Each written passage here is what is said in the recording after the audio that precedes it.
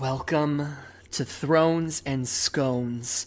It's your weekday morning podcast where we talk about Game of Motherfucking Thrones over breakfast. Today we're tackling Season 8, Episode 6, The Iron Throne, the last ever episode of Game of Thrones until the mandated prequels and spin-offs. And Banoffee. It's Tony, Hans, and Jeremy in with you today, tackling what I just said. Welcome, boys. What's up? You know, months ago, somebody out there in the world had the realization, guys, Game of Thrones is going to end eventually. And hey, that shit's coming up. And we took to our huddle. We got together, digitally mostly, and we confided each other in those moments. We sniffed each other. We licked each other. We told each other that it was going to be okay. There was a lot of butter. A lot of butter. There was a lot of butter of all kinds, mostly ghee. And we came around to the fact that, hey, since we've run out of cooking fat, maybe we should start doing a Game of Thrones related podcast dedicated to the driest of breakfast pastries. And here, roughly 85 episodes later, we have arrived. Hi, guys. How are you doing? Pretty good. The fuck is wrong with Pretty us? good. I don't know, man. I've so much. I've actually arrived quite a few times during this podcast. You know what I mean? As we've said, he's been turning off his camera many a night, many a morn. Excuse me. Just to get it out, we're not done yet. We are not throwing the format out the window here. We know our schedule is all over the place since we've gone to one a week, and we're going to go ahead and continue with that. But we do have a couple more things for you, so we don't have to get all, dry-eyed Super and sad. wet-pantied quite yet. But we'll be hitting you with our season recap next week, and the following week recapping the series as a whole with, I believe, if he's still down to clown, Mr. Rob Bullock from And Rob's Your Uncle. But guys, this is what it was all about. Seeing how it would end, experiencing it together, and we have arrived at the final episode of Game of Thrones. And we have spoken nary a word to each other about this since Sunday. And so I must know, would you like a short plot recap? Yeah, sure. Perfect. How would you like it? Keeping in mind that this is absolutely 100% the last time that you can ask for this. And also keeping in mind that it's only one sentence. Oh god, part of me wants Keith Urban again. I fucking love Keith Urban. Keep it. Yeah, just take us home. Take us home, Keith. Hello. It's me, Keith Urban. Married to Nicole Kidman. Bet you're wondering what she smells like down under. But not gonna kiss and tell. I will tell you that the fate of the Seven Kingdoms is at stake as the final chapter of Game of Thrones is written. That's it. Oh, That's it. thank you. But it ain't wrong. It is not wrong. Guys, what did you... It's hard for me to ask this because I feel like it just leads into us going 100 different ways. But again, I don't even know. How'd you feel about the episode? Jeremy? It felt really fast to me. Did it feel? I think it was impossible not to. Didn't it feel like it was like? I felt like there were so many things of like I was like sitting down, getting that warm feeling. There was so much good dialogue, and then I was like, "Fuck, it's over!" Like, but nope. I want further explanation. Yeah, like there are so many opinions out there on did the fans get what they deserve. I'm sure you've heard about the the signed petition for HBO to redo the entire season? Have you? Absolutely fuck all of those million people. Right? it's just stupid. And I was thinking about that specifically. I was like, no, like they gave this ending fits this season. And that's where I'm going to actually, like, that's my opinion. I feel like at the end of the day, with all the decisions that have been made over the last, 5 episodes, in this episode, it completely goes with the direction they've built for us. Whether you like it or not, there was really nothing that felt inappropriate for me in the sense of like how our characters end. I have been probably the most vocal about defending every point that's been done on the show. And I stand by that after the finale, saying that from a plot point perspective, I'm glad of the story that they told, and I was really happy with it from start to finish. After everything, and I very much enjoyed the last episode, where we'll certainly get into it, but season 8 had a tone issue. I don't think there was really much getting around that. I would have liked to have a couple more episodes. HBO wanted another season of this. I don't think that was good. I respect the writers and the producers for making the decision to say, you know what, we've got our end in sight. It's time to pull the trigger.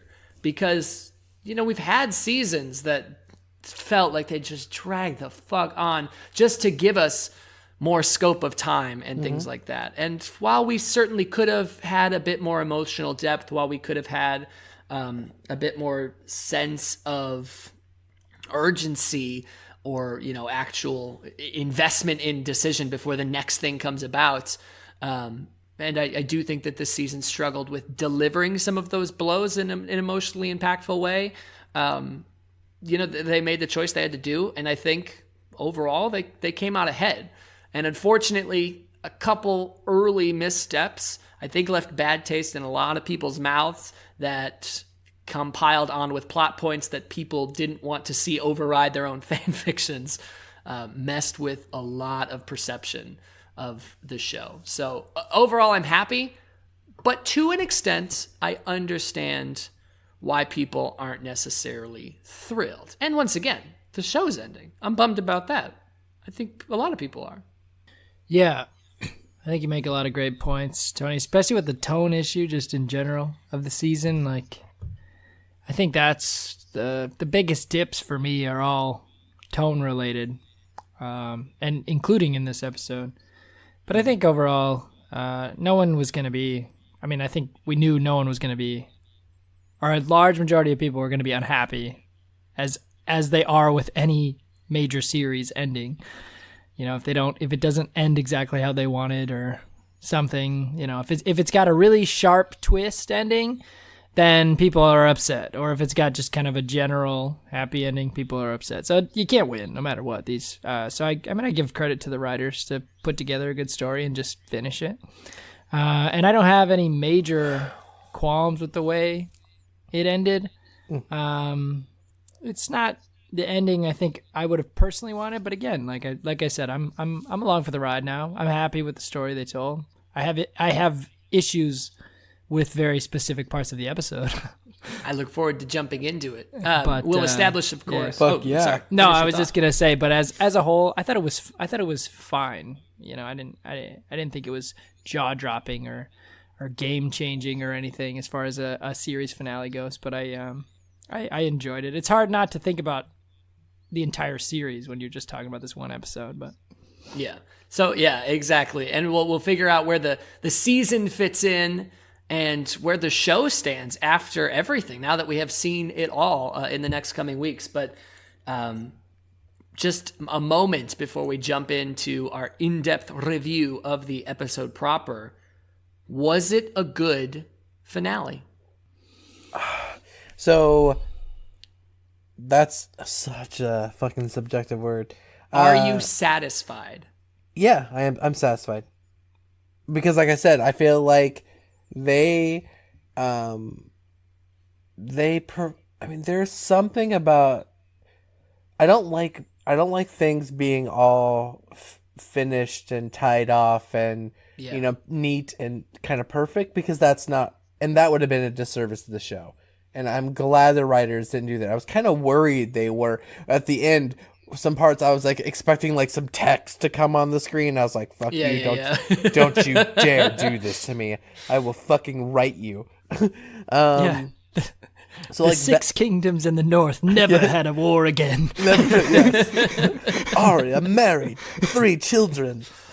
She Oh, found Arya, her. that was set for a spin-off if ever I've seen it. Oh, yeah, and so with that regard, I do feel like I said, in the regards to the season that was created and kind of provided in that tone, in that kind of like, I will call it the story of the Stark revival. I do think they provided something that allows for fan fiction. It allows for conspiracy theories. It provides enough of those gaps that people will still talk about this for a very long time. If you were to write your own Game of Thrones fan fiction, who would you make fuck? When they already gave me Gendry and Arya, and I was like, yeah.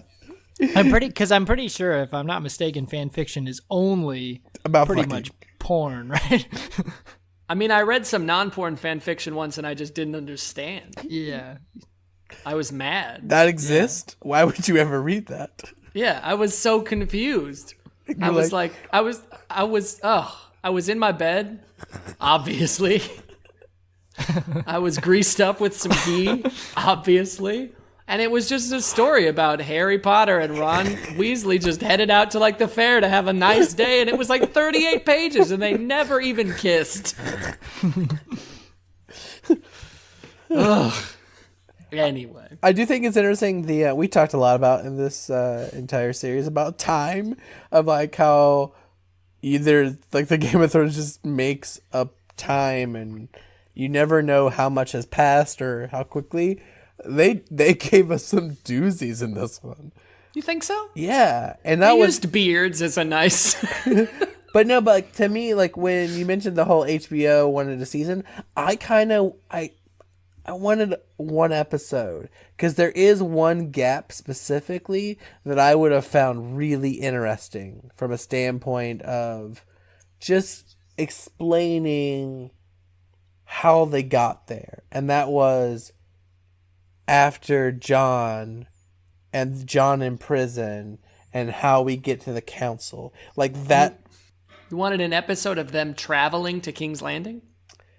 I think there would have been political maneuvers, and I mean, because the people who were there at that council, I think that was a really interesting scene because half those fucking people I don't even care about.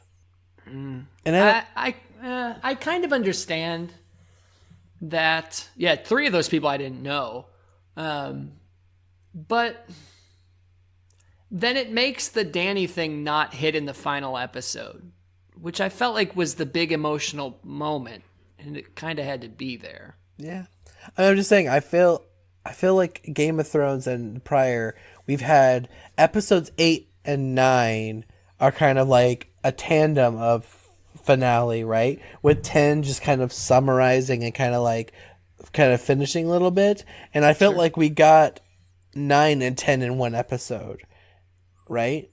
A little bit. We got a major plot change or a major kind of like moment. And then we kind of got the end of it, which isn't a lot of action, but it's a lot of really good storytelling. And I feel like there was room for just a little bit more, in the sense of going, how do we... Because a lot of people are going to go, well, what the fuck? Like, why was Jon kept in prison? Grey Worm, was he just running King's Landing at that time? Were the Sully just maintaining this, like, totalitarian kind of world, or how was that?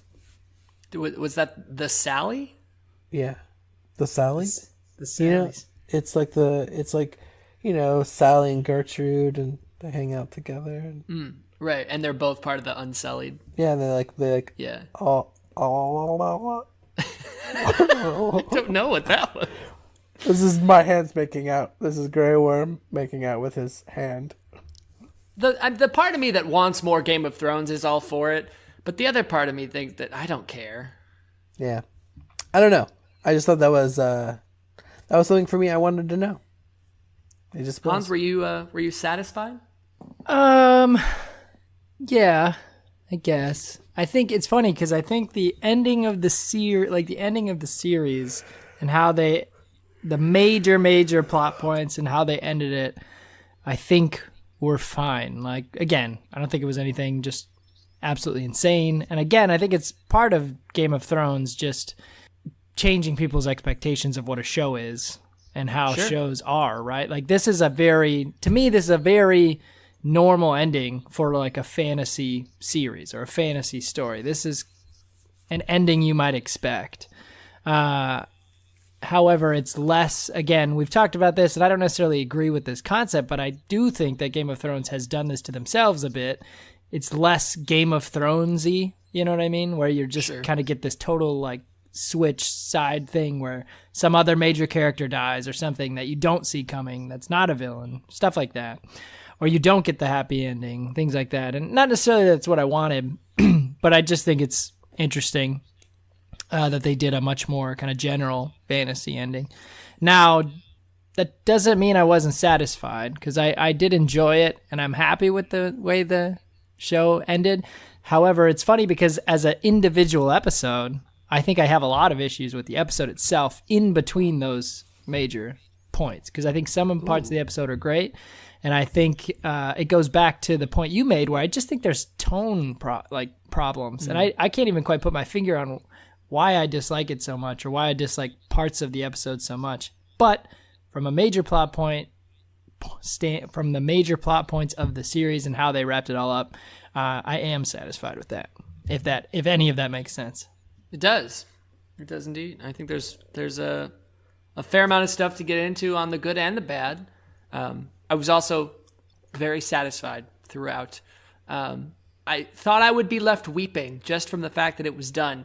And really the only reason that I know and that I came to grips with the fact that there are these tone issues that are kind of glaring throughout is that I wasn't weeping. Yeah, I felt like there was, I agree, I felt like there should have been a little bit more of an emotional punch, and they lightened it up for some whatever reason in some parts. But see, I think there was a very emotional followed by a very like just sour taste in my mouth for the stupidity, which ruined that. We got to get into it because I got to know what you're talking about now. We start our episode in King's Landing because anything else would be ridiculous and not make sense. Shit's on fire, yo. It leads, we've got everyone kind of walking through the city, taking scope of everything. It's very quiet. It's very somber. I noticed early on lots of moments without music in this episode, really making just the piercing emotion of it all kind of drag through. And I was like, didn't realize at one point until music came in how much I was like holding my breath. It was kind of cool. We get Dany riding down on the dragon, has that cool shot where she's got wings. Oh, it was really cool. It was super. It's been memed to hell already, but it was great. It was awesome though. And she gives a Hitler style speech that was a powerful speech to an army of rapidly reproducing Dothraki.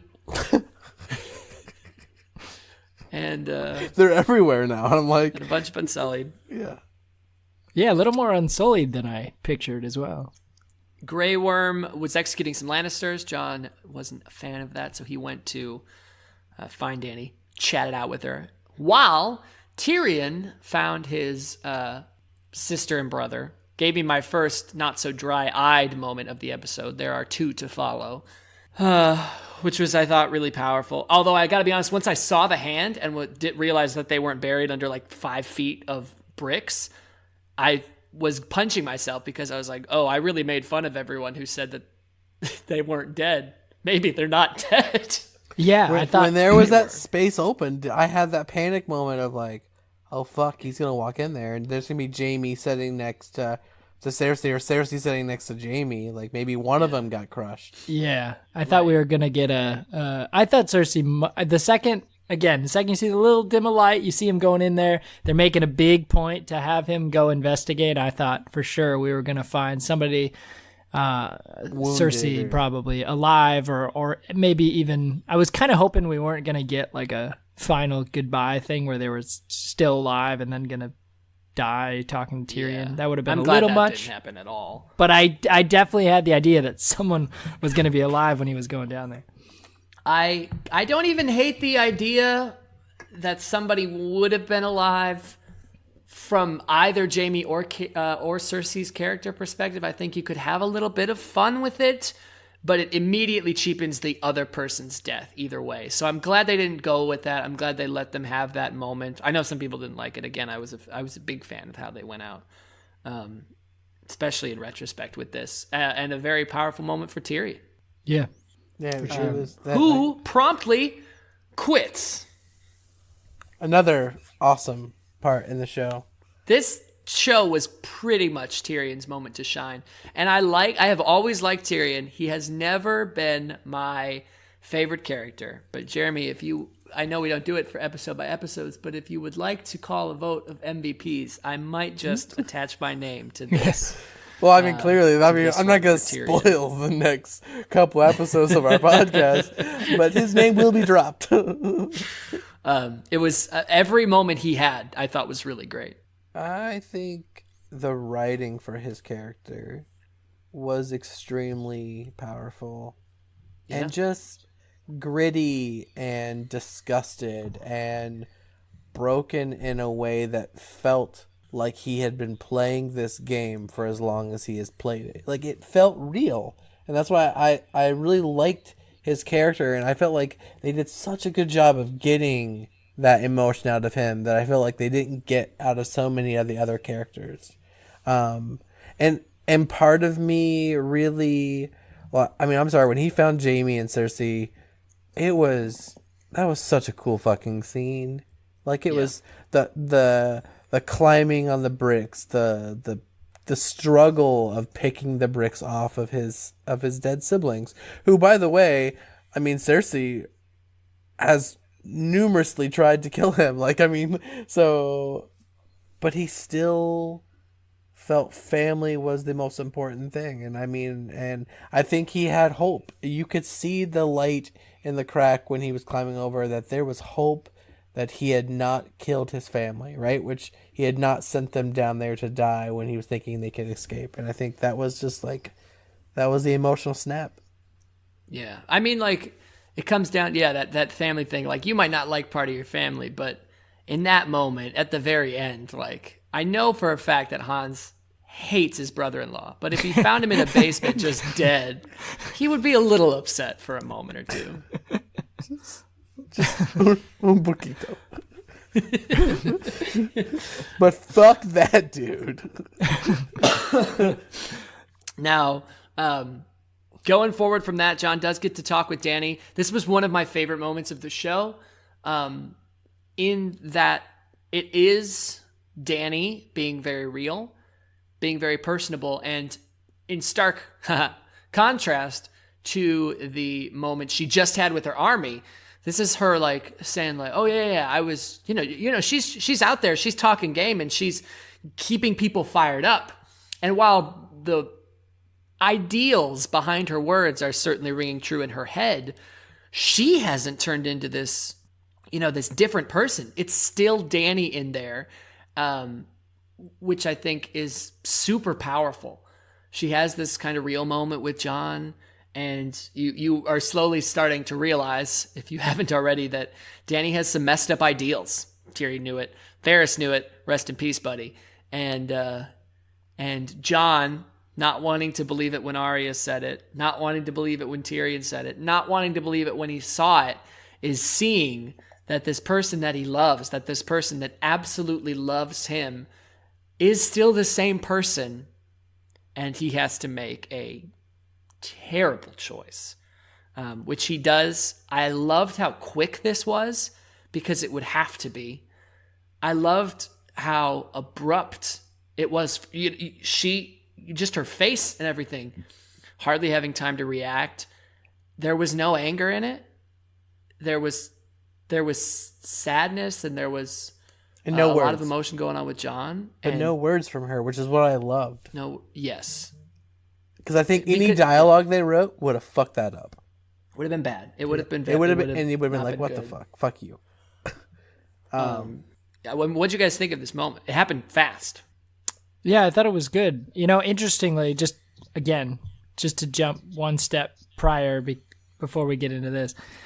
So I thought when Tyrion was walking up and Dany was standing at the edge of the stairs, and you see kind of just his boots walking up to her, and this is where we were just talking, where he quits. You know, he throws the pin down the stairs and quits. And when he was walking up behind her, I thought because we didn't see anything like above, I thought he was going to stab her in the back and kind of loop it back around with Jaime killing the Mad King kind of thing. And then obviously things would have probably played out a bit different then, but that's where I thought she was going to go down. But just thought it was interesting. But I did like this moment. I thought, again, fast. I don't think there was necessarily a better way to do it. Definitely appreciate the quietness of it. I thought the acting was really good from both parties. Yeah, and it was such. The Tyrion thing. I had the original thought. I thought he was going to push her, stab her, or something. I've heard other theories about people that they wish would have done it. Arya, Tyrion, whoever, and I'm sure they have their merits. But I've been saying it for a couple months. I feel like it always had to be Jon. Yeah. Especially to prove, like, it had to be Jon because he's not the person. Because, she's worried that he might be this person that would dethrone her, and he has to because he's not, if that makes sense. Yeah.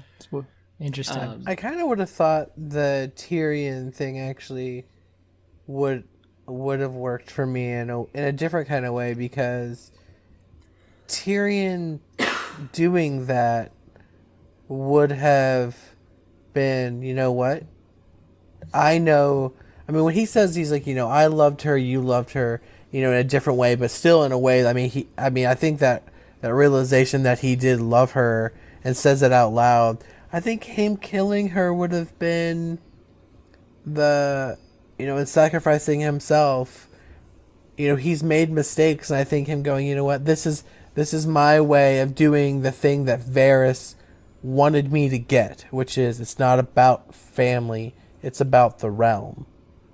And I totally agree with Hans. When he was walking up to her, I kind of was I knew either he was going to try to kill her, or going to do that, Grey Worm was going to kill him, kind of thing, Not that I'd take the scenes, and then we move on and we get the scene with Dany and Jon.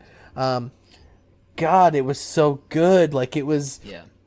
When Jon said that, when he was like, "I loved you, you're my queen, you're always my queen," I thought that was Jon saying, "I'm in. Fuck it. Like, I'm in. I'm gonna bow to you. I'm gonna follow this madness because this is how much I love you, how much I want to be with you." And then the stab happens, and I'm just like, oh my God, what a fucking beautiful moment. I think that was what was so powerful about the moment too, is I had the same thought. I was like, oh shit. For a second there, I was like, oh shit. Is he gonna just is he just gonna go along with it? He's just doing. I thought that was so cool. Especially because he already said it to Arya and Tyrion. Yeah. And I don't know if it was the score behind it or what was going on. I can't even remember exactly. The music was definitely pushing. Yeah. Yeah, it was like the music was great. It felt like they were leaning towards that kind of a twist, and I was like, I believed it for a second, and I thought that was really cool. And they stood on that bridge, and Dany said, Jon said, I know what I need to do. Will you help me? And Dany said, anything. And then she grabbed his lightsaber. And he stabbed her right in the way. No, I'm sorry. I'm getting my movies confused here. So really good. By the way, what's that? No, so it's that scene, all right? So, like, we just had a fucking bomb from an emotion go off. Yeah. And then you hear the wings. Like that sixth sense, Drogon senses it. Mm-hmm. okay, if anyone didn't cry when he is nuzzling Danny on the ground, you are a fucking piece of shit in this world, and fuck you, okay? Yeah, Like, maybe they are a little bit more dog than cat. I don't know. yeah, that was really so sad. good. And then, fuck these writers. Like, Oh, no, fuck no, no, no, them. no. I will argue this point with you. Go ahead, make your piece, but I'm going to I rip into you. fucking destroyed the show for this scene because fuck burning the throne. Like, this is a fucking dragon. It could give two flying fucks about a throne. There is nope. I'm sorry. It is fan service. It is absolute a piece of shit. It is your queen, your mother was just killed by this person, and you fucking melt a chair. Congrats. Fuck you. All right. Drogon, we didn't even mention. Drogon makes a point to get up in what is a fucking cool visual, because I did not see the dragon there. The snow thing? Yeah, that was The snow fucking thing. badass. Yeah. To get up, and I was like, oh my God, that was cool. And look at Jon, get very close to him, and just kind of settle back down. And I know they've made a point that I can't remember when, but there's some conversation at some point, probably from Tyrion, about the intelligence of dragons. It is a bigger thing in the books. Dragons are stupid smart, and they're animals to an extent, but the emotional connection that they have, usually to a certain individual, but to things, it shouldn't be understated. And so I think Drogon knows what's about to happen. I think he knows kind of what's going on. And when he comes to Danny, he's obviously grieving for the loss of his mother and everything. And he sees Jon. And I think he's got this, as all animals do, very real sense of, emotion. And this wasn't an anger thing. This wasn't a hate thing. This was something that had to do, or that had to happen. He watched this woman kind of develop into this monster, like she watched him do seasons prior, before they kind of reestablished their relationship. And he was in a similar area for when her vision happened as well. This throne killed her. It's the one that drove her to do all of these things. The drive for this power is what ended up killing not only who she was, but ultimately actually killing her. And I thought that was a beautiful symbolic moment for him to destroy it. Yeah, I think I was thinking about this too after it happened, and I do think that they just don't do a good job of portraying the intelligence of the dragons in the show. Like, you just think of them more as like a dog or something, right? So I think that, because I saw a lot of issues with this online after I watched it. This was a thing that people were getting hung up on for some reason. I actually didn't mind it. First of all, I think you could even look at it from two ways, in a show perspective, and it works out just fine in both ways. Because from one standpoint, again, I don't think maybe they said it somewhere. Again, maybe Tyrion said it. I know that it's at least been brought up, but it's been very minimal where they talk about the intelligence of the dragons. So if you're on the standpoint of kind of wanting to, go along with what I think is the true point of it, I really do. I actually really like the symbolism there, and, Drogon really like caring that much to put an end to what truly killed her and everything, and understanding, finding out that he actually is understanding what's going on is really cool. From the flip side, if you want, again, I don't necessarily think that they necessarily portrayed it specifically to say that he was only going for the chair or whatever. I think if you really don't like it, then just, he's a dragon and he's pissed, and he's not going to kill Jon, because I've been saying this for a while. I didn't think he could kill Jon or would want to because of his Targaryen. Uncle. Yeah. It's family member. Even if you hate him, you still, you're still upset, I talk with Jeremy every week. we make it work, okay? we figure out that middle twice. ground. Only twice have you ever burned down his chairs. Yeah, exactly.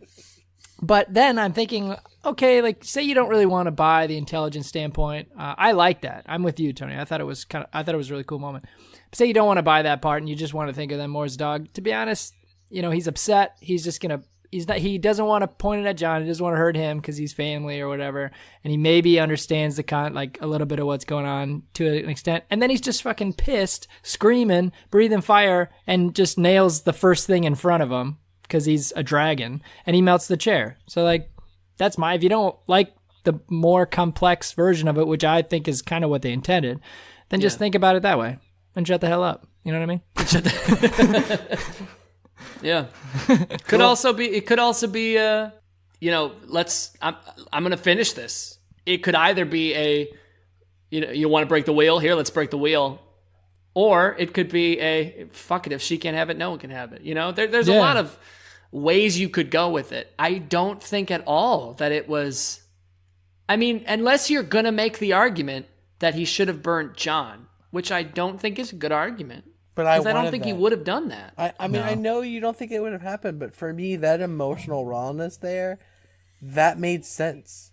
And that was, and I know that your statement of like, I'm letting you pass because I know you're going up there to kill her. Then why all the growling and why all the, why all the disgust look? No. If you really knew that. What disgust look? When the dragon came up? He was. I don't know if that was disgust. He was mourning.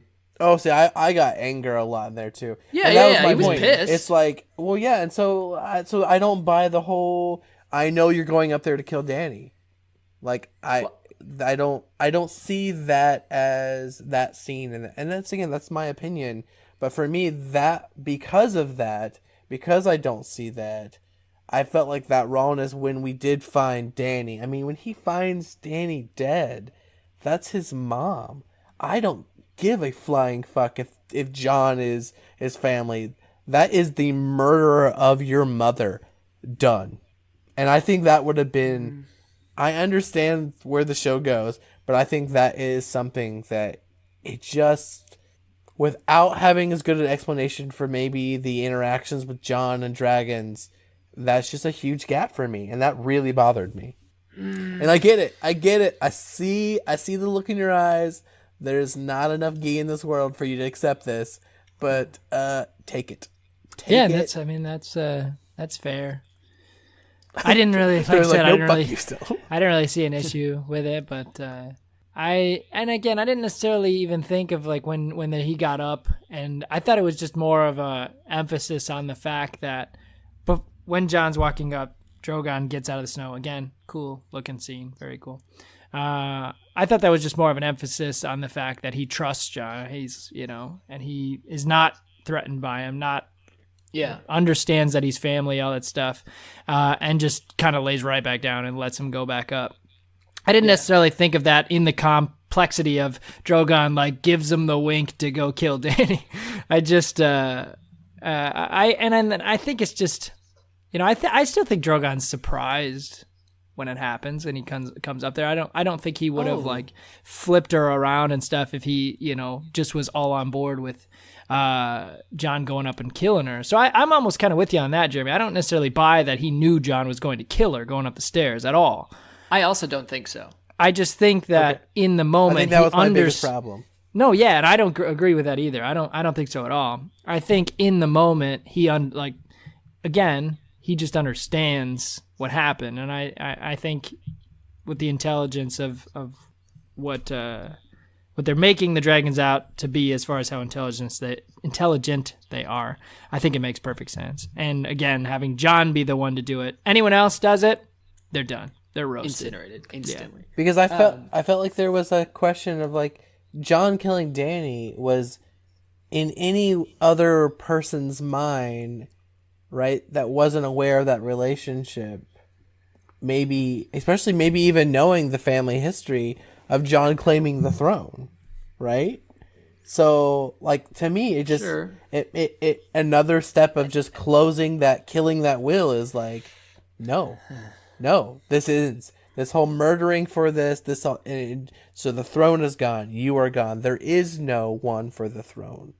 Now that happens obviously in the episode in a way that is very democratic, but I just felt like that one part just really bothered me. Okay, I just want to clarify. even if you don't want to, I think there is a level of intelligence they're ascribing to these dragons beyond what we're necessarily led to believe in a lot of things. I think they've given us a couple glimpses. But even if you're not going to go ahead and impose, this essentially magical level of connection, I don't think, what I meant was, I don't think that when John was walking past the dragon and the dragon stopped and looked at him and was like, all right, you go do what you got to do. What I'm saying is, like a dog, like a cat, animals know, they're really good about reading emotion, reading intent. Like if you are terrified of a dog, of a big dog, like it's gonna go ahead and take advantage of that. Make sure that it's on top. If you're, very calm or whatever, it's receptive to that. If you don't mean it harm, it's receptive to that, usually. That's what I think. There was nothing aggressive that he picked up on, and so he let him pass. And when he arrived and he sees his mom and he looks at John, he's still not getting that. And John's just there. John thinks he's about to get burnt to shit. He's not fighting. He's not running.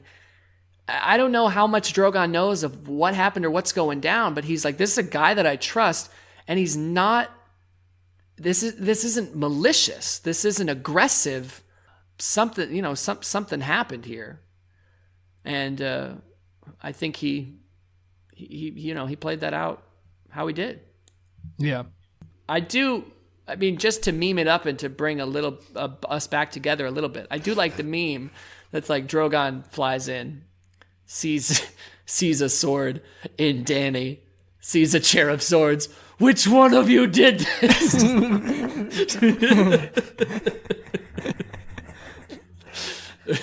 That's funny.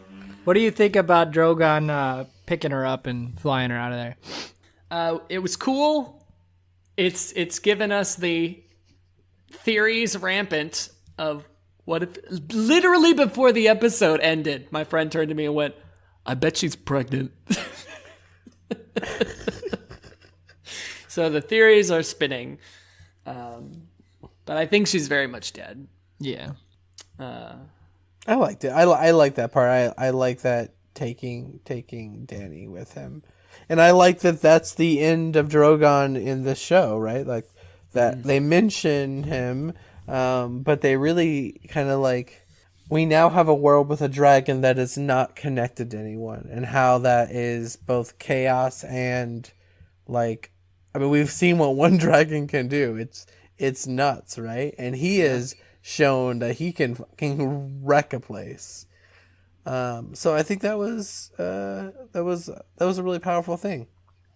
I never expected any dragons to survive. Me either. I was very happy with this. I thought it was fitting. Yeah, I thought it was kind of cool. Where do you think he took her? Valyria? That's my guess too. Where he was kind of hanging out before. Yeah. Maybe. Dragonstone. If Arya's going west of Westeros, maybe he's going east of Essos, and we'll meet up at some point. Maybe, or maybe it's flat world, flat Earth. Flat Earth. What's just like our regular Earth. Well, I guess is there a name for the world of? I bet there is. I don't know it. I don't either. Yeah. Oh my God! By the way, I watched the Flat Earth documentary on Netflix this past weekend. You a believer now? Totally. the fucking it's for the most part, because I know the theory. Like had this been like, hey, look what people believe, and I didn't know it, I would have been like just mouth agape the whole time. I know the theory, so like I'm just kind of watching it, giggling. They made some good points about how you can't just treat these people like idiots or no one's ever going to make any progress. They made some very good points. I started to get pissed off when there started to be children involved. Like kids at these rallies being like, I've got all my friends to school. And I'm like, oh, fucking. Not pissed off at the kids, but pissed off at the parents and everything of these children. And, but it ended really well. It ended with them like doing an experiment. And basically they're like setting up this light system across this waterway over like a few miles. And they had like some holes, and I don't remember exactly the experiment, but basically he's like, if we can see the light from one side, when they're holding the light at 17 feet or something, it means that there's no measurable curve. How we'd have to hold the light at 23 feet or something for it to hit at the curve. And so they're trying it, and they can't see it. They can't see it at all. And he's like, hold the light like above your head. And so they bring it up to like 23 feet, and they're filming from the side of the spectators, and you see the light, and the dude just goes, interesting. And that's the end of it. That's really funny. Which is pretty great. Anyway, sorry. Game of Thrones. Yeah.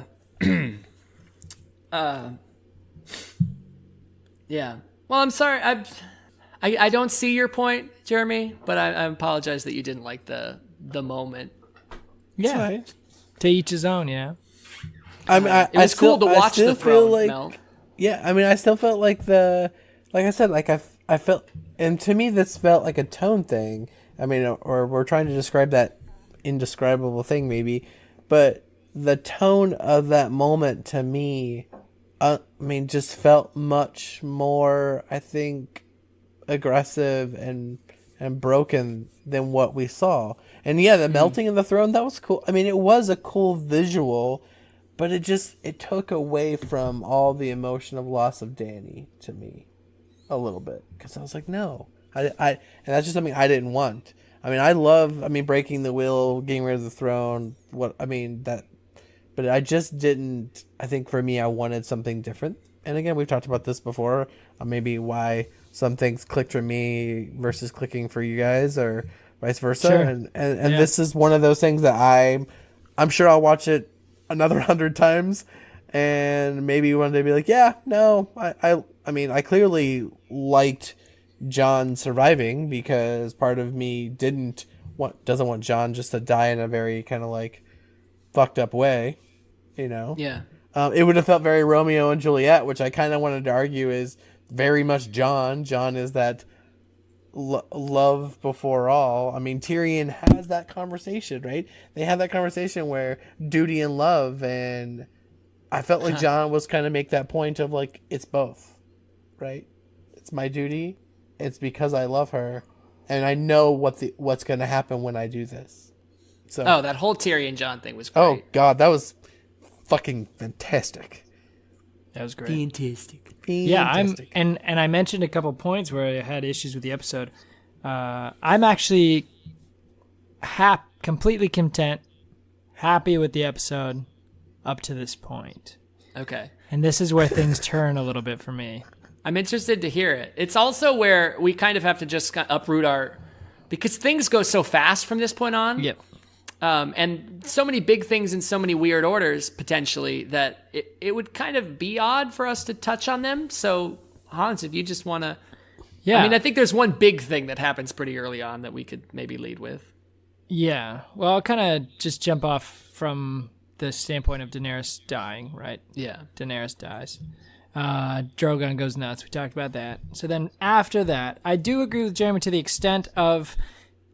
there's a little bit of a question mark, and I think they really did it for ease and time's sake. I don't think we needed a whole episode to explain this, because I think it would have been boring. But my biggest question was, okay, whoever kills Dany, what happens next? And we didn't get it, right? They just didn't answer it. They kind of did. They just put Jon in jail, and apparently the Unsullied and the Dothraki disappeared. I don't know. I don't know if Grey Worm was still... commanding them, or if they just left, whatever. I think the Dothraki were less so, like, again, just there from their morals and following the strong and all that stuff. I didn't think they would care as much, but I just find it very hard to believe that Grey Worm didn't just fucking kill Jon immediately, and that he, is just left him alive, kind of acting on these orders, or not acting without orders, I guess I should say.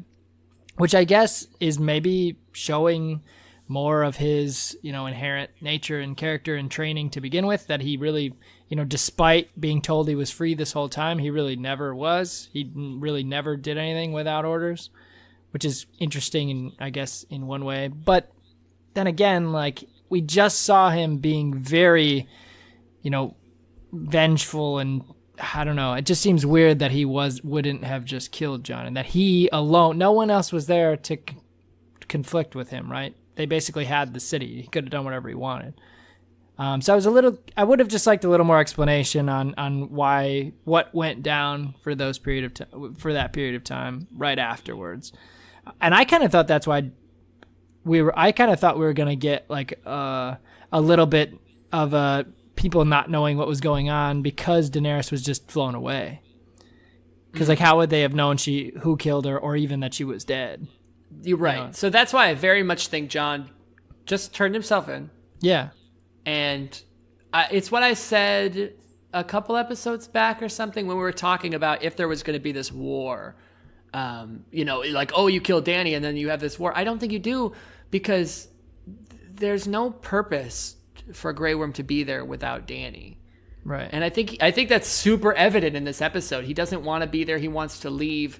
He wants justice, but he doesn't even know what that means. He doesn't kill Jon because that wouldn't bring it to him, and he knows it wouldn't be satisfying enough. And so he's here, and he's gonna have his say. He's gonna represent Dany's interest, and then he's gonna leave. Yeah, that's fair. I guess I would have just liked a little bit more to that fact. Oh, I agree with you. Yeah. It threw me, like when they said, "Where's our brother? He's our prisoner." We said we were gonna see him. I thought they killed him. Yeah. I thought they were playing like they hadn't, and that they were covering it up. Yeah, it was just a little weird. The jump was, maybe more out of necessity. Maybe just they couldn't figure out a great way to, visually represent that efficiently. I don't know. I felt the gap there for sure. I could have done with a Tyrion, or not a Tyrion. I could have done with a Jon Grey Worm conversation where they had some sort of connection, where Grey Worm came to this similar realization that Jon wasn't out for power or out for blood. Yeah. To lead to this kind of conflicted moment. I absolutely would have liked to see that. Me too. And I think it's interesting because the only moment we get between them, which I actually really liked, I thought this was a phenomenal little scene, was when Jon's walking through and you had mentioned it, tries to stop the Unsullied, and specifically Grey Worm, from just executing the Lannister soldiers. And I loved it. I thought it was awesome. I thought that they were actually, if anything, building more of the conflict in the other direction, which, with Jon kind of grabbing his arm and then the Unsullied instantly like bringing up arms, which I thought was really, really cool, just leading to more of the general, eeriness and conflict that was all there in that beginning few scenes. So it was weird that they just kind of flipped and didn't really tell us what happened, but that was one issue, and not really even my major issue with the show, just something of note. Jeremy, I know you had talked about this a little bit already. Any other little notes on that? So I think you said it best when you said you felt the gap, and I did too. But I can say, I understand from the standpoint of the episode with what they're doing that it was kind of irrelevant, right? Like they're like, you guys are aware in this show of relationships enough that I don't have to handhold you through this, where I'm like, oh, but I kind of want you to a little bit, and that's just because I want good storytelling. But I think by not doing that, they allow us to very much fill in gaps. We know that Grey Worm is uncomfortable with being, I think, without his leadership, right? All of the Unsullied are. That's how they are essentially been brought into this world and trained and all those things. So I think he is like, this is very much his job. He's like, nope, my job was to defend her till she died. My job was to remove all of her enemies. You are now one of her enemies. That is how I view you. That's how I'm going to hold. And whatever I have to do to prove that at the end is so that conversation with him and the council at the end, I kind of would have wanted a little more from that in that sense. I liked the whole don't talk to Tyrion or whatever, and still we get Tyrion kind of running the show, which I thought was kind of badass. But I felt the gap, and that again it's a tone, right? It's literally what we keep saying over and over again, and maybe because there's not a better word for it. It just felt misplaced without us having more there of like why this relationship has gone to the point it is, right? I mean, Grey Worm has always been a character in the show that's been, I would say, not a minor character, but to get such a major role, it just, I guess it kind of felt like they'd really developed him at the end with the loss of Melisandre and Melisandre. No, isn't it Melisandre? Isn't it like Melissa? It's probably Bethany, so we'll go with that. It's Bethany. Yeah. Oh, okay, good. But do you know what I'm saying? I mean, Tony, you clearly don't agree with me, but still. No, I do agree with you. Oh. I think I disagree. I don't think it needed it. Yeah. I would have liked to see it. Yeah. Yes. Yeah. I agree. So- I'm not saying it needed it. I really am saying like I wanted it. Yeah, I wanted it. My issue, the only reason I would say the biggest issue, again, and Jeremy, you had brought up the tone thing again, and I think the Gap has an issue where we get this really emotional death. We get Drogon. We get that's emotional again. You know, you get these beats, and then it cuts to pretty instantly the council, right? And it's just like this, and it just takes a turn, and it's very Like, who the fuck are these people? comical almost. It's like I felt like I was watching Monty Python for a minute there, where it's where they're like talking about talking about like inventing democracy and then kind of laughing it off. It was pretty painful, to be honest. It was a funny beat, but it just was misplaced. Because I just feel like we didn't have enough time because we jumped so quick. We didn't have enough time from literally one of arguably the biggest character of the show, or one of the biggest characters, just died, and then we just jumped to this kind of joke about Sam inventing democracy, and I don't know. Yeah, so the joke and the lighthearted nature of things, I think, was a bit quick because you could have pushed that joke and it would have been fine.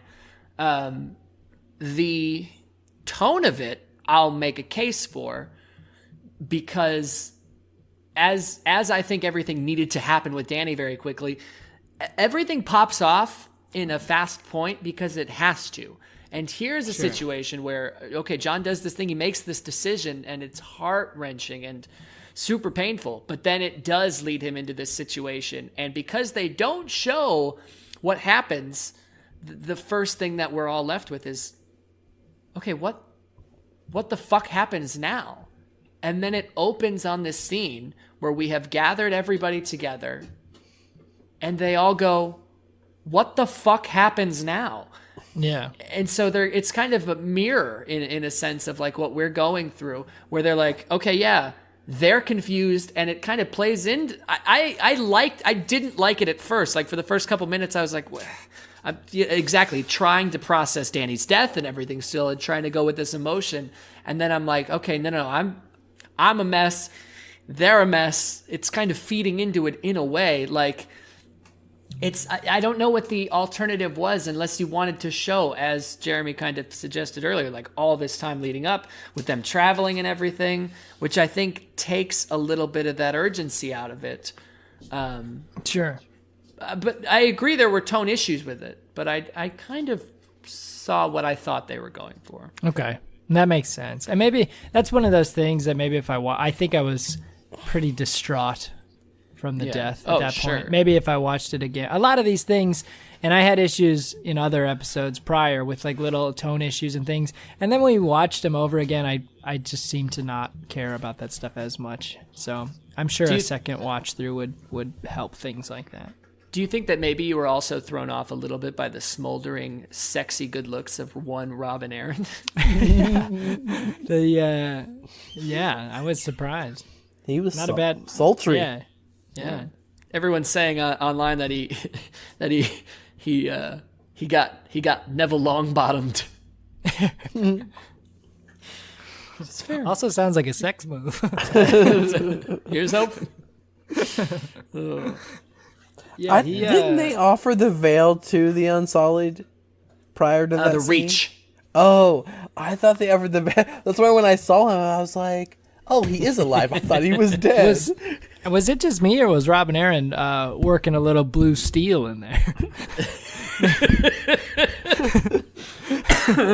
Just a little bit, just a little. So Sam invented democracy. Robin Aaron invented blue steel. I felt like the council, when they were voting, like a lot of people were voting that were in the same house, so I don't understand how that works for. I mean, I get they're just saying that they all agree that this is who they should nominate, right? Yeah. But I still was like, and I like that only Davos is like, wait, do I even get a vote? And I was like, yeah, do half of you even get votes?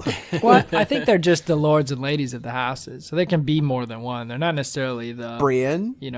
the ruler or whatever. Yeah, Brienne would be the leader of Tarth, I assume at this point. Her father's probably passed. Oh, because the entire time I was sitting there, I was like, oh, I don't understand that. Or she's at least representative of something. We've never seen Selwyn Tarth. I don't know if he's yeah. player or not at this point. But anyway, so I felt like that was.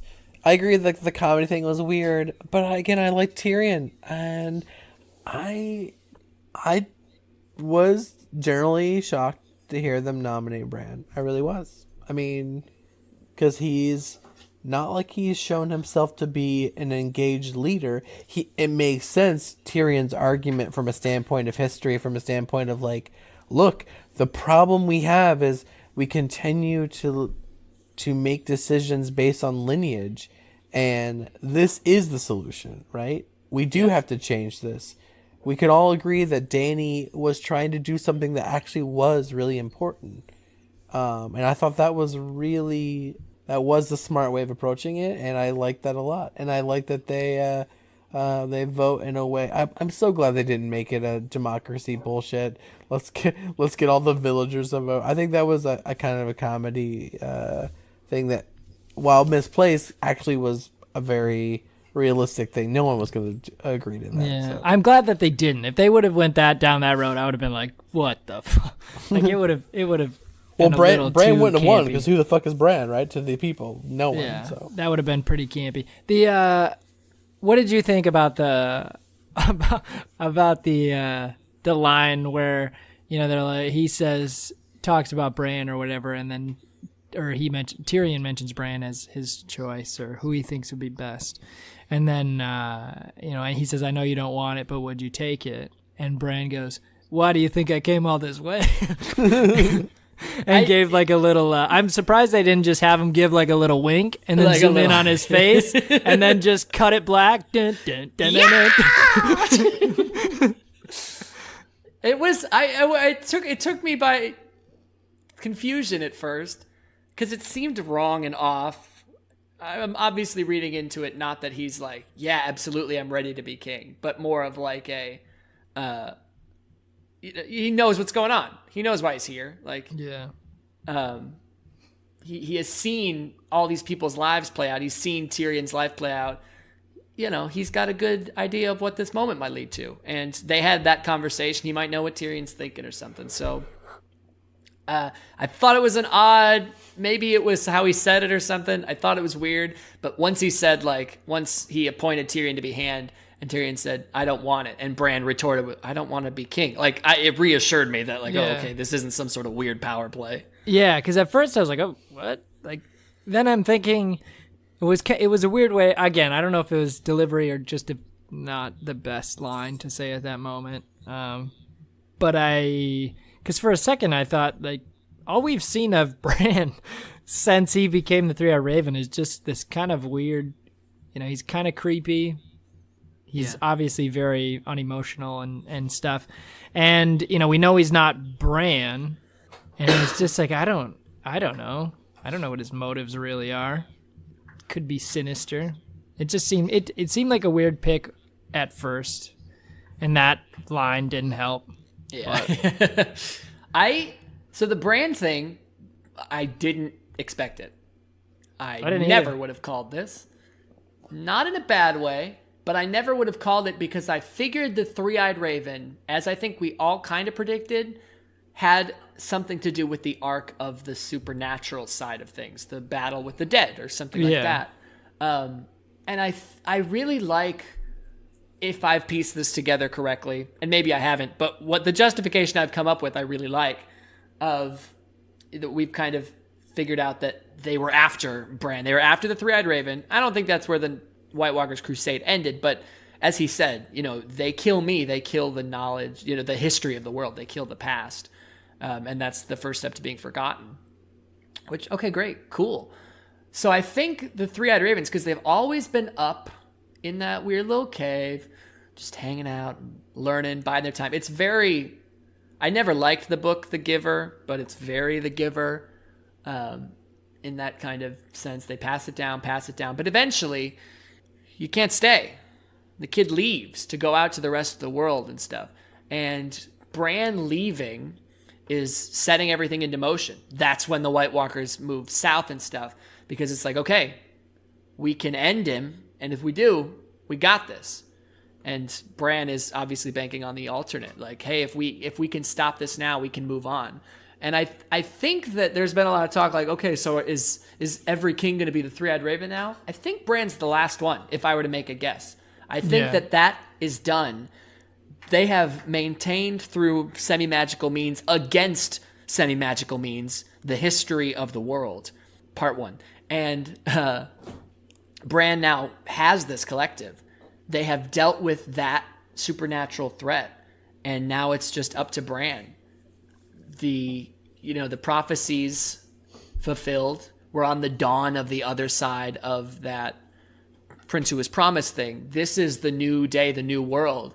And Bran is kind of bringing that knowledge into it. And I love the King arc because it checks all of the... Like, so much so that I can't believe nobody thought of it. I'm sure the theory was around, but none of us thought of it in our predictions or even conspiracy theories. Because it checks the bloodline thing. As Tyrion made a great point, he's not going to have an heir. So Bran doesn't have an ego at this point. I don't even think he has like a personality. But this was a political ending, and I could very easily see so many ways. Like if they'd gone with the democracy thing, like you're just like even if they did it well, there's an element of groaning to it. It's just going to be like, okay, they're pushing this, that, and the other thing. I think this was a great thing and a very timely thing of them pushing the mantra of those who forget history are doomed to repeat it. Like this is them saying knowledge is super important and we need to remember the lessons that we've learned in order to move forward as societies and stuff. I thought it was a really cool moment, and it took me back for like 5 minutes. But the more I've thought about it, I haven't thought of any reason to dislike it. Yeah. It's interesting, this whole episode, and I think we've hit probably the biggest points now. I was kind of waiting to say that, and I think the whole episode, I've thought, again, came in pretty late last night, so I had to watch this episode at Sunday night, of course. Yeah, so I had to watch this. Yeah, of course. I had to watch this episode at like 1 a.m.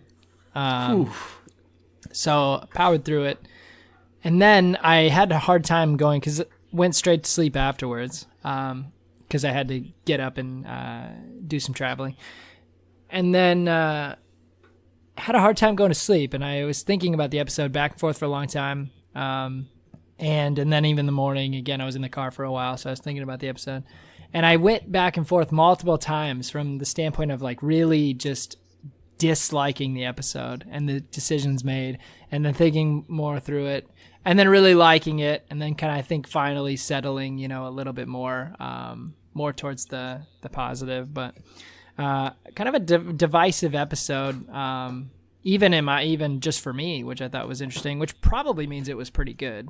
Yeah. But yeah, this was one of the things I was a little hung up on, and I just really to add to your point more than anything with this is just that I think I kind of came back and forth on it, and I could never really think of a reason why I disliked it, other than just the shock factor and maybe the unexpected nature of it. And then I thought, but overall, it was kind of an interesting move, and I think I like it even more. I think you made some great points. So kudos, Tony. There. I think that with Bran being made, I mean, so this end of Game of Thrones, this season has now kind of completed that whole of the return of the House of Stark, and I feel very much like that's what we're seeing, right? Like, I mean, the symbology at the end of Stark is plastered on you, in a way that Bran now being king, Sansa becoming queen, Jon, we could argue maybe initially when he is forced to take the black and go back to the Night's Watch, that with him wearing the cloak and his sword, I kind of thought, oh, they're making him kind of like commander again. And then when that doesn't happen, then I think, oh, he's going to be king in the real North, like the, you know, like... Yeah, very confused as to what happened with Jon. Yeah, and we're going to get there. But I mean, but almost of like, oh no, I mean, but he still is, he's maybe going to do the thing that he always was happiest with, right? With Ygritte's mentality, with that world, with the whole freedom.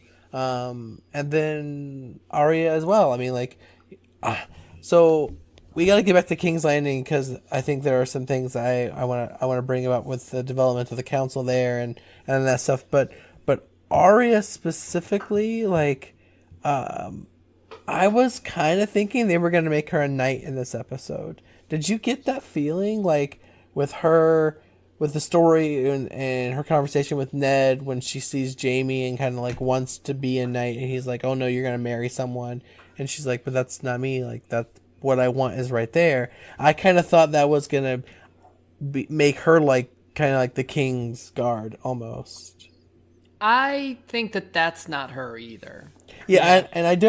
I struggle with that, but I still felt like I never got her wanting to leave.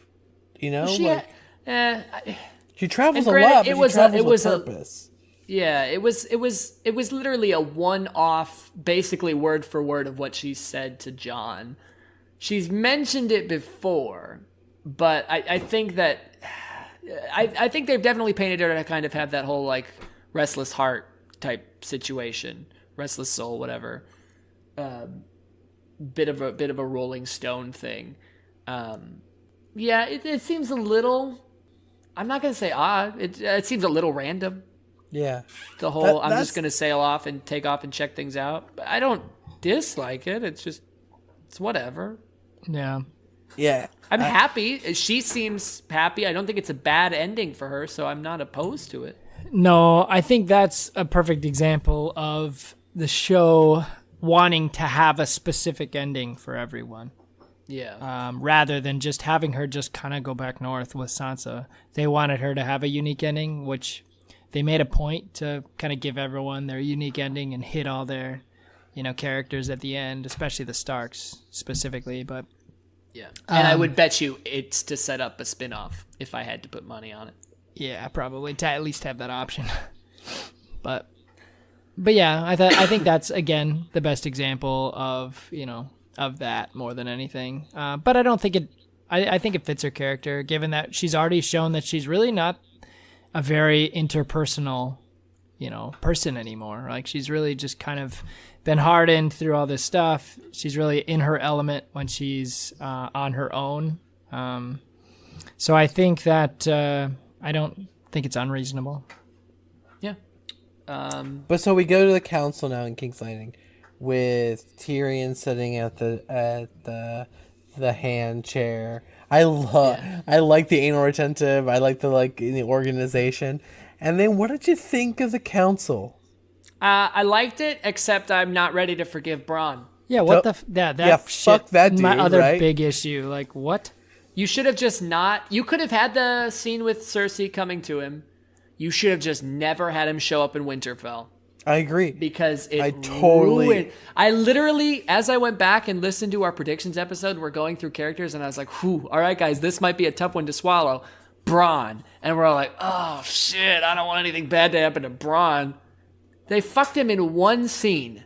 And ruined a character. And literally made me dislike him. Like, Yeah. I just don't like the character anymore because of that one scene. And it didn't have to happen. It didn't even really play out any arc, which was completely pointless. Yep. So, again, it was, was just poor writing, in my opinion. And they had the thing where, it was alluded to that his debt was paid, that Bronn got his money, Bronn got whatever he wanted. Okay, fine. And now it's seemingly business as usual. I just don't think I'm into Bronn's business as usual anymore. I don't agree with a lot of the things that said, they threw out character development for this, that, and the other thing. For Bronn, I get it. I get it. That was stupid. Yeah. LVP of season 8. Yeah, that sucked. And then it's like, then what kind of choice? I mean, it just reflects bad on Tyrion too, because then it's like, you're really gonna trust, this person to be the master of coin after they've just shown that they're a very, very untrustworthy person. It just seems weird. Now, had they not done that to Bronn, I love the dynamic of him on the council. Sure. His thing with Davos was really funny. I think that, he made some good points or whatever. That scene was great, except for the fact that it just threw him in like we were supposed to be like, oh, yay, Bronn. And even if they would have had that scene, to have Bronn show up, the prior scene, to have Bronn show up, Jaime and Tyrion, I just don't get why, again, going back to the tone, why was he such an asshole? It's not like Cersei was there watching or had Lannister soldiers around or something. He had to kind of be in that mode. Like, he knows these guys. He literally just could have said, hey, this is what she wants me to do. I'm not going to do it. Whatever. Just kind of, again, played to their friendship and just said, I'm kind of just out here pretending this is what I'm doing. Just figure your stuff out so I don't have to do this, And even if he would, especially because we figured out that the second he had that conversation, he never had to deal with Cersei ever again, because either she wins, which means Jaime and Tyrion die, and then he doesn't get paid, so he just avoids her, or they win and Cersei's dead, and he doesn't have to worry about it. So there would be no reason that he should have to stiff arm him. Yeah, it was dumb. That sucked. Yeah, they did. So that was it was my least favorite part about the episode was just Bronn. They did him wrong. Who was the rest of the council? We had... Brienne was there. Sam, right? Brienne and Sam, yeah. Yeah. That's right. I hated... I hated the... What is it? The Bilbo Baggins freaking Sam dropping the Song of Ice and Fire book on the table. And, I liked the joke that they played with Tyrion or whatever. That was fine. I just didn't I was like, I think... just because we've already seen it, right? In the very Lord of the Ringsy thing where it's like, here's our entire story, wrapped up. There were a couple pretty specific Lord of the Rings moments as well, especially that whole scene on the docks was straight out of fucking Return of the King, which I don't mind, whatever. It's basically, the father of all fantasy in a way. You're not going to get away from it. I didn't mind the book thing. What I disliked about the book thing was the Tyrion joke, because it didn't make any sense. Why the hell wouldn't Tyrion be in that book? Yeah, I don't understand either. Yeah. If it's all about the transfer of kings and stuff and wars after Robert, the war was started because Tyrion was captured, and then he killed his father. He played some big fucking roles in things. Why wouldn't he be mentioned? Yeah. And I think, again, the more I thought about it, the more I'm coming around on it. I'm still not going to say I liked it, just because it just felt too heavy-handed with the Lord of the Rings, maybe at this point. But I do understand, I guess, the implementation of this, just to emphasize your point on the, not repeating the past and really focusing on knowledge and moving forward and all that stuff and remembering our mistakes. And that makes sense, I guess, but... I like the Song of Ice and Fire thing. It was super fucking cheesy, to be clear.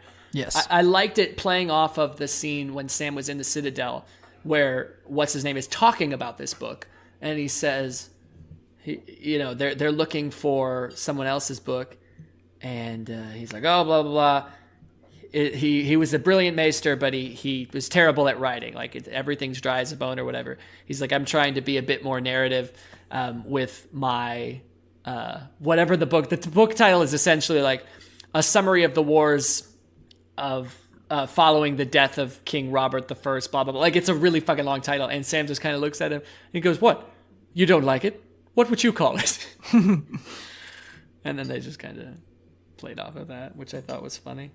But it was cheesy fest. as hell. Yeah, cheese fest.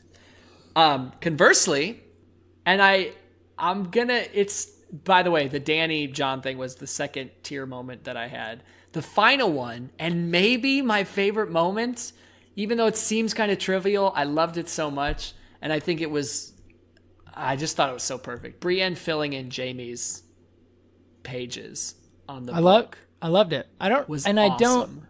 At first, I thought she was gonna. So this is what I thought how this was gonna play out, and then I was like, oh wait, how would that have even happened? Because it wouldn't have. But I was like, I just thought it would have been cool. When I first looked, I was like, oh shit, she's gonna turn the page and realize that Jaime had put her in the book, and then I instantly was like, oh wait, Jaime would have never. The timeline did not work for her to be in there. And I was like, okay, that makes sense. But I really like that. I saw a lot of people not liking that online in their reviews. And I feel like people are just griping to gripe at this point. But. I felt like that was very much her character, right? Yeah. Yeah. Like she's going to write the memory that she has of him and tell the stories that really mattered for what made him a knight and worthy of being a knight. And I thought that was, I mean, for all of the flaws, he just always was there for family. And that became his queen. So I loved it. One of my favorite parts too. It was great. And I really liked, again, the subtle callback, because this wasn't just random, right? We got this in the past, and this was something that got brought up, how Jaime was really going to have had only this short page and all this stuff, and really wasn't going to go further because of what he did. And I just thought it was really cool. Yeah, it's a huge. It's mentioned in the show a couple times. It's a huge theme for him in the books, and I love to see the payoff in this way. It felt so good, and Brienne doing it nonetheless. Not only I thought was super fitting, but it's also Brienne's not an idiot. I think that she realized what was going on. That she realized kind of this like, she's my drug. I can't live without thing. I don't think she thinks of him as this monster. I don't think that she was even just like, oh, remembering him before that. I think she knew that it was maybe, in retrospect doomed, but I think that he did love her. I think that she did love him in a way. Yeah. And I think that was evident too, and pretty powerful even when they just showed the last line she wrote, which was just, he died protecting his queen. Yeah. And I thought it was really cool. It did also have the best meme of I thought of the whole episode, which was the Mean Girls one, where it just shows Brienne writing and it says Jaime Lannister is no good, stupid, fugly slut.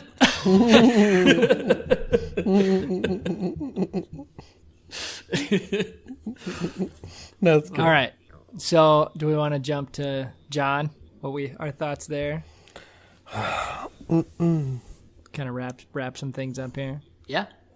So, I was also confused at first because he's definitely, maybe I shouldn't say definitely. It looked like they kind of played him out to be Lord Commander, right? When he got up there. Just the way exactly he was what dressed. I thought was happening. That's kind of what I thought. Maybe he did.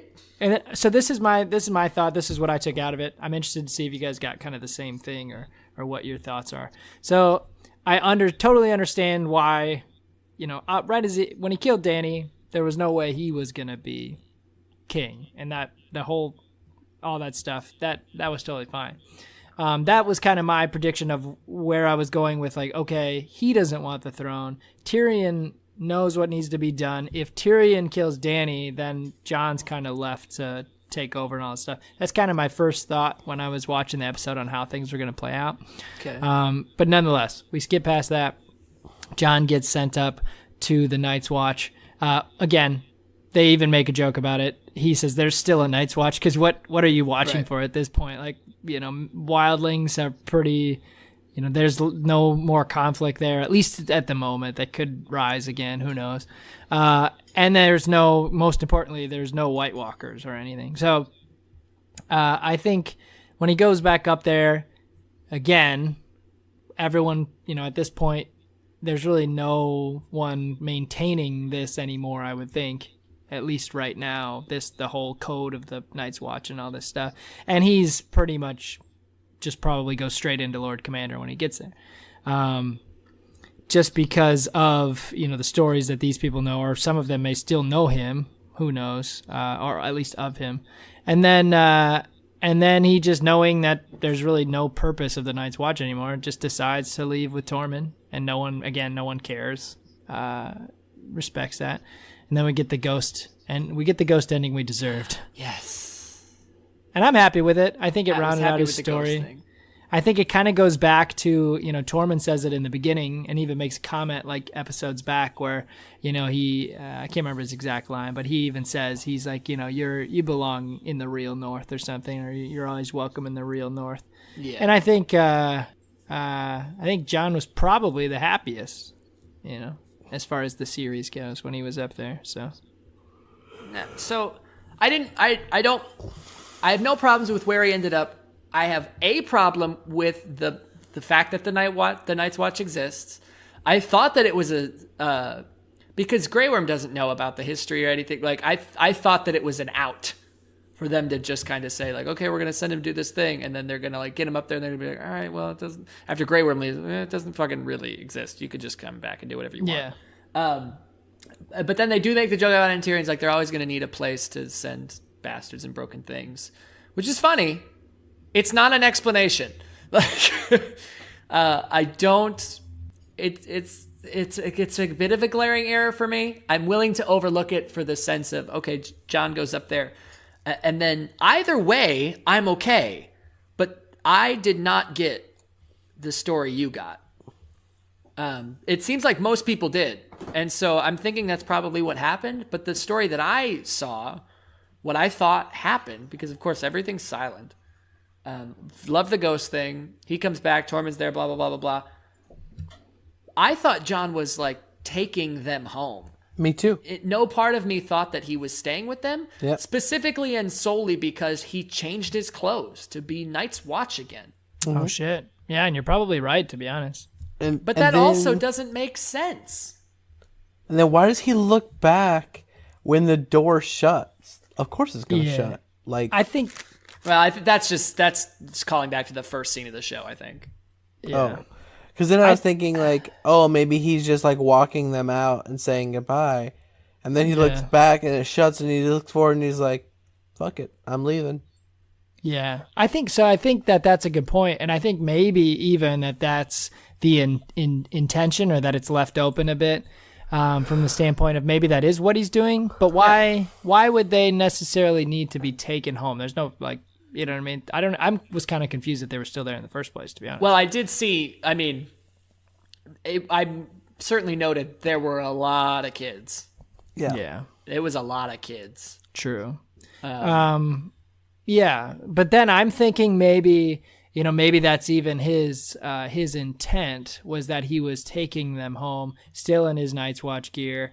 And then I think the look back at the wall closing and all that, the little bit of a callback there, and then the fact that they just show him like kind of disappearing, is that even if that's his intent, he's probably just going to stay out there. He's not coming back.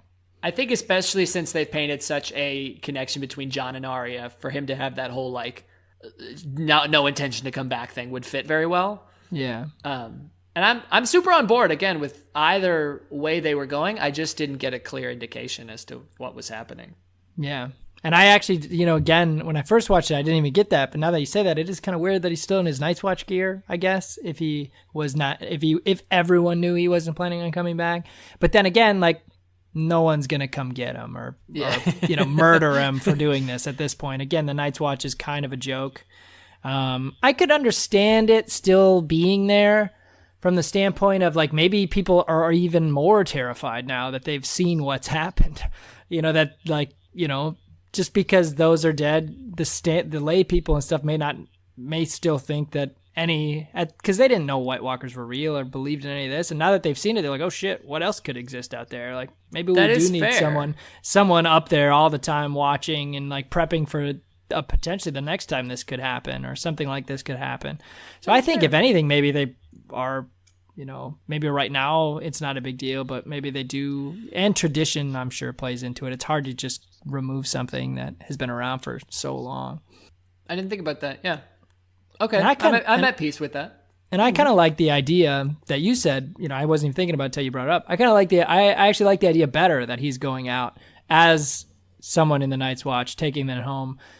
And then even kind of coming to the realization that he's not coming back. Like, he falls in love with Tormund, and they they bed down together. He's always in for Ginger. He always is. Kissed by fire. Good old. You think the ghost farewell was all just teasing the first one to get people upset, and they always knew they were going to come back around with that CGI money. Oh yeah, they're trolling us in this show a lot. Must have. I didn't think that they knew how pissed people were going to be about it, but it was just because it seemed so silly. I'm not going to say it was worth it, but I breathed a sigh of relief when he just fucking pet Ghost. Yeah, it's all I wanted. It's all anyone wanted. Yeah, I love it when they, and then I like when they're walking out and Ghost is with them and everything, and it's just good. Yeah. No, I'm happy with it. I've seen some people that didn't like the Sansa thing. I kind of like the Sansa thing. It's the most true that she has stuck to her character. And once again, Sansa redeemed herself a bit for me upon this last rewatch, knowing her morals a little bit more, especially throughout the 7th season, knowing everything that happened. Again, in a few seasons, I still don't like her. But I think this is the most she's ever stuck to a character decision. She established what she thinks she needed to be done with the North, what the North wants, and even having somebody in power who would be close to her, like her brother. She says it doesn't change anything. We need, we don't feel comfortable, no taxation without representation. We need a ruler in the North. We need to do what's right for our people. I thought that was great. I had no problems with Sansa's thing. Yeah. I almost kind of, in that moment, though, I just wonder the way it played out, which I think makes sense, and I'm fine with it. But I just almost would have liked Yara or something to say, well, shit. If she gets to be independent, I want to be independent. You know what I mean? I expected it, yeah. She did it right there. And then, what keeps Yara from just saying that? And again, maybe it's because they really don't have any men at this point. They probably kind of need to be within the reign of everyone. But their morals and stuff really seem to be more independent and more on their own. So I'm surprised she didn't say something.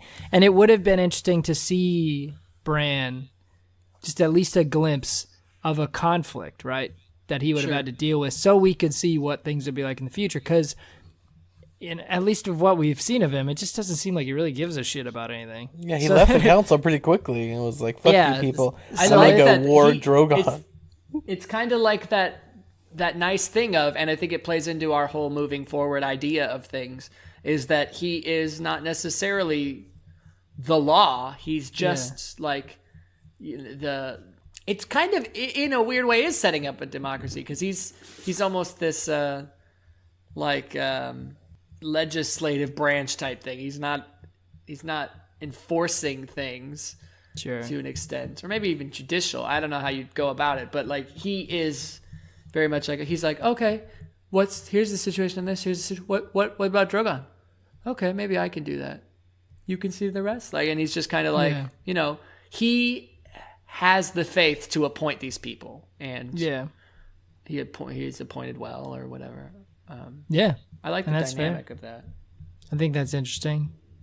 The was just a little a beat that I would have been interested to see, or that I was just kind of questioning why someone else didn't just say it, because it seems so easy. Sounds like, oh yeah, I just want to be independent. He goes, oh, okay, yeah. He just nods. Sure. I have a little bit of an issue because I honestly, for Sansa's moment alone, I think it was almost worth it because it was a beautiful line from her. But it kind of took away all of the season 7 or 6 or whatever the fuck it happened, development, if you want to call it that we had with Edmure, with his whole, hey, I'd like to be king. Oh, yeah. Again, just a joke, right? I mean, yeah, his kind of growth was derailed a little bit by the fact that he kind of betrayed the Blackfish and stuff. But it did seem that he was doing it to save his people overall, and doing it kind of in spite of his own ego. It seemed like he had a sense of perspective, and I think they at least showed that he really maybe didn't. Which, whatever. I've never liked Edmure. I'm not going to lose any sleep over. No, I think it was just, again, the show making a joke that, like, the joke of, what if we just had some completely random after all this time and all the stuff you've done? What if we just made this dipshit the king of everything? Oh, I think they maybe should have done it. Oh, could you imagine what people would have thought? Oh my god! So we'll get to our person by person tally and see who won the predictions. I'm fairly confident that I didn't, from a character death perspective. Although from a plot point perspective, I can make that argument maybe.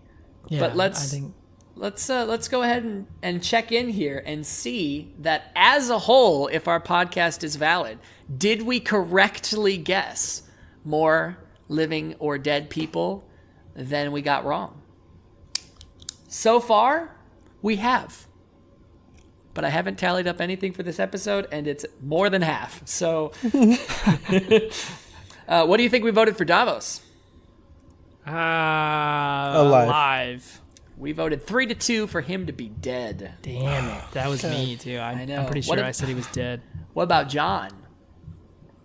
I think we said that. I think I said he was alive, but I think we might have ended on dead. We ended on alive, 3-2. I definitely said he was dead.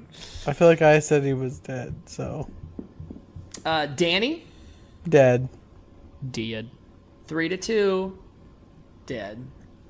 Oops, I marked that one wrong. That was correct. Tyrion? Alive. I can't remember. 3-2. Alive. We were right. Nice. Sansa? Dead. Kill that bitch. 3-2. I think I said dead. No, I said alive for her. Alive. Oh fuck! I Yeah, know. you and I both said that she would. I wanted her to die. I hate. Oh god, I hate Sansa. Arya. Hold on. Alive. Still? No. I felt like this episode. Actually, maybe the last two has really made me like her. I really liked her in this episode. Yeah, I did. I thought that queen moment was fucking badass. Yeah, I enjoyed. And like, she looked a little like Cersei. Not in a way that I was like, ooh, she's gonna be, but like, she's taking the things that she's seeing and she's trying to pick the good elements out of them. I like that. Yeah. Arya. Alive. We voted dead. Oh really? Yeah. 3-2. I think we had a lot of people dead. We had a lot of people dead. Yeah, we wanted to murder them. Bran, we had 3-2 dying. Well, that's No because one you made had him such on the a strong argument for Bran to die with the Night King that we were like, I was like, oh, I'm buying in. It made sense, and this was maybe my favorite twist. Not him ending up on the throne, but just what his purpose was. I thought was a really cool thing. Guys, we're starting to falter here a bit. Brienne, we had dead. Yara, we did actually have alive. 3-2. Braun, we had alive. Gendry of Winterhelm, we had alive. He is so gentle. Sam. Good old Montgomery. Sam was one of our unanimous. Did we say dead or alive? Alive. Live. We did indeed. And he was indeed. Grey Worm, 3-2 alive. Got that. Podrick, we had alive. Gilly can be assumed that she's alive. We had her dying. Which is cruel. Lil We haven't Sam, seen her, though. are we going to assume that Gilly and Lil Sam are both fine? Yeah. Lil Sam we had alive unanimously. Drogon, I Dead. think Jenna was the only person who said that Drogon would be alive. So we lost there. Ghost we also had dying. I think Jenna was the only person that thought that he would live. Yeah, Jenna couldn't kill any of the animals, I don't think. That she was onto something. Tormund we had dead. Ooh. 3-2. All of them were very close. And Dario. Are we going to say that Dario's alive? I think we have to. We said 4-1 that he was alive, but I think that we also said that we're not going to see him. But you know what? We're going to need an extra right here, so I'm going to go ahead and mark it yes. Give me a quick second to tally our rights and wrongs. You know, I think obviously the Battle of Winterfell, so many of the people we thought were going to die should have died in that battle. I mean, people were laying on top of each other, getting stabbed, and yet they were still alive. So I feel like if realistic, I mean, we watched so many people that should have died live. So Podrick, Brienne, Gendry. Yeah, I think a lot of people were expecting the toll to be higher for that battle. But How do you think we did? If you had to guess, did we do majority correct or the majority wrong? I'm guessing we I will just say there were a total of 35 guesses made. 35 guesses. I'm guessing we just snuck by with more right. Okay. I'm gonna go 1916 correct. Okay. 1916 correct. Specific. Okay. We had 13 incorrect Oh, nice. and 22 correct. Oh, nice. Not too bad. We had a couple glaring problems there, but again, I went back and listened to our predictions episode just to see if we sounded like idiots. We had some good theories, some good lines. Again, we were pretty spot on a few pretty key things, and I'm proud of that. I'm also proud that we were able to let things go and just enjoy things for what they were. But hey, I think that we can be counted as a valid podcast because, Scrubs couldn't do 22-13. Man, Yeah. you know what? And John losing his arms in this episode really just brought it home for me. Oh yeah, I forgot that. He goes to pet Ghost, and Ghost is like, "What the fuck, dude?" And What the bites off fuck? both of his And arms. both of them were gone. And that's why he's like all shoulders now when he's riding the horse. All You know- shoulders, McGee. No, I think this. I think the episode gets a lot. I think just the season in general got a ton of hate. I shouldn't say I think. I mean, it's pretty evident, especially with the ridiculous petition to redo the season. So stupid. But anyway, I wonder what people would have thought. Again, not that this is a common place or even even really done in any episode or even feasible. But I just wonder, someone watching now, like if the majority of people would have just watched the show after it's all out, like if you could have just binged it from one to end without all this time in between to get all this fan theory and hypotheses and all this stuff, if people would have disliked this season as much. I don't know. I do not think so. Again, I think there were very real issues with it, but Yeah. perception or expectation had huge impact. Agreed. Yeah. We will, of course, talk about more of our thoughts on the season as a whole and where it fits into the old lexicon of Game of Thrones next week. But we are running long in this episode, so I think we should probably go ahead. Probably rightfully so. Yeah. Oh, yeah. Doing our service to the show. Absolutely. And once again, sad that it's over, but Oh, yeah, love, terrible. love to be in a Am part I of over? it. You mean now we're getting the good stuff? Tell me about that sweet scone. It's true. It's what we're all here for. These were banoffee scones. I made them myself, and my coworkers dubbed them butthole scones. Interesting. They were delicious. So like a butthole. With ghee. You can find us at thronesandscones.com for more details, links to all of our things, and of course, Game of Thrones is done. We're not quite ready to wrap things up, so we will see you next week here right around the same time, barring any recording issues, for our Season 8 recap. You down with GOT? Yeah, you know me. Yeah, you got ghee. So they were dubbed butthole scones because I decided, and you can see this on our Instagram, I decided to be a little artsy with them. Made these banana toffee scones, put these little slices of banana on top of them, put little bits of toffee in the middle of the banana. And the picture, I think, looks okay, but then I left them overnight and took them to work the next day. And they're brown. The bananas browned like crazy. Obviously, I didn't think of that. And something about like the acid or some chemical from the banana like liquefied the toffee. And so it looked like a runny butthole just on top of each individual scone. It was not great. So they didn't, I ended up eating most of them. So, a friend I was watching the show with didn't like the previous episode at all. Hated the Daenerys turn. Not how it was done, just didn't like it. Sure. Didn't get it, didn't understand it.